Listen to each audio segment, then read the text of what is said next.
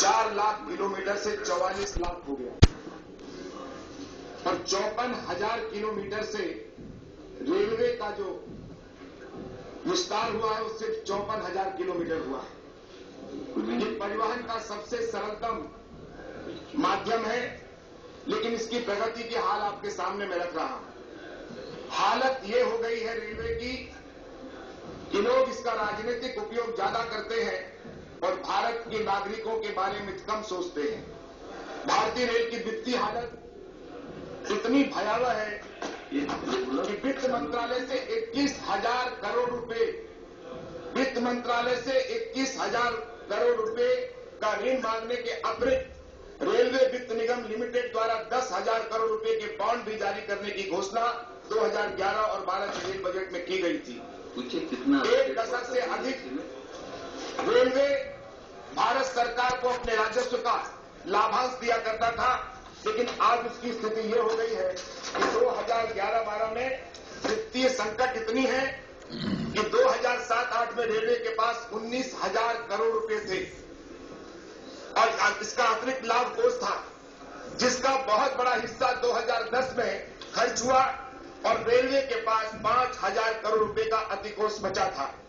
लेकिन मुझे यहां बताते हुए पूरे सदन को आश्चर्य होगा कि 2011 सितंबर तक रेलवे के पास नगद अधिकोष मात्र 75 लाख रुपए बचा हुआ है। कहां 19,000 करोड़ का अधिकोष और कहां 75 लाख रुपए। रेलवे का स्वास्थ्य पूरी तरह से संकट में है।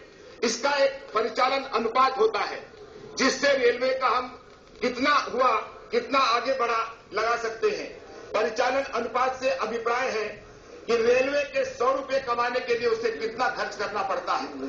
2008 और 9 में यह अनुपात 100 रुपए कमाने के लिए रेलवे 90.5 रुपए खर्च करता था, 5 पैसे खर्च करता था।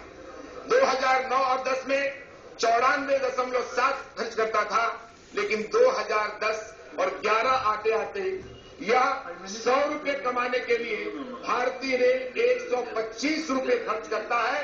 भारतीय रेल की क्या हालत है और ये इससे अपने को स्पष्ट हो जाता है। 2007 और 8 में रेलवे की परिचालन लागत 41,033 करोड़ रुपए थी, जो 2011-12 में बजट का सिर्फ दुगुना 73,650 करोड़ रुपए पहुंच गया। इस अवधि में मात्र पेंशन 8,000 करोड़ रुपए था, अब वो 16,000 करोड़ रुपए तक पहुंच गया है। हालत यह है कि आधुनिकीकरण एक मिनट आधुनिकीकरण के नाम पर सारी योजनाएं कागजों पर है। कितनी घोषणाएं की थी।